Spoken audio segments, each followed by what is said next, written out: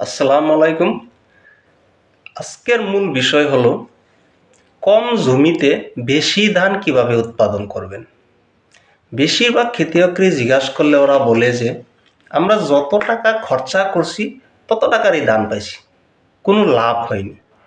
এর জন্যেই নাগার্জুনায় Glenn gold নামে এই জৈবিক সারটি নিয়ে এসে ওটার মূলত কয়েকটি গুণ আছে।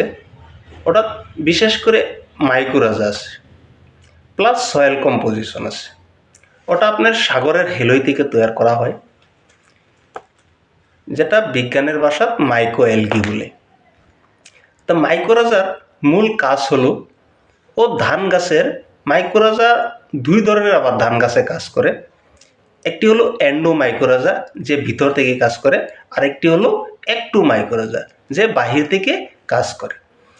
এন্ডো মাইক্রোরাজায় ধান গাছে কি করে, ও ধান গাছের খাদ্য শিপাগুলো বেশি বেশি করে বের করে দিবে।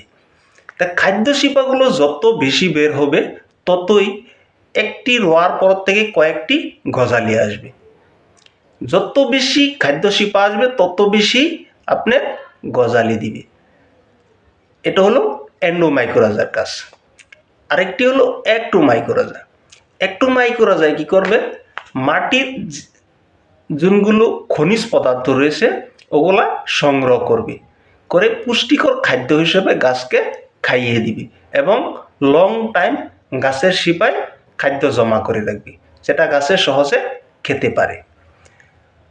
ওটা আবার আপনার কার্বোহাইড্রেট আছে, ফ্যাটি অ্যাসিড আছে, ভিটামিন আছে এবং খনিজ পদার্থ রয়েছে। ওটা লাগানোর মিনিমাম আরম্ভণী থেকে 20 দিনের ভিতরে বিঘা প্রতি 2 কেজি দিতে হবে। ওটা দিলে আপনার ক্ষেতে ফসল বেশি আসবেই। আশা করি আপনারা ওটা ব্যবহার করেন। গ্লেন গোল্ড এই জৈবিক সারটি আপনার ধান খেতে ব্যবহার করেন আর ভরপুর ফসল পান।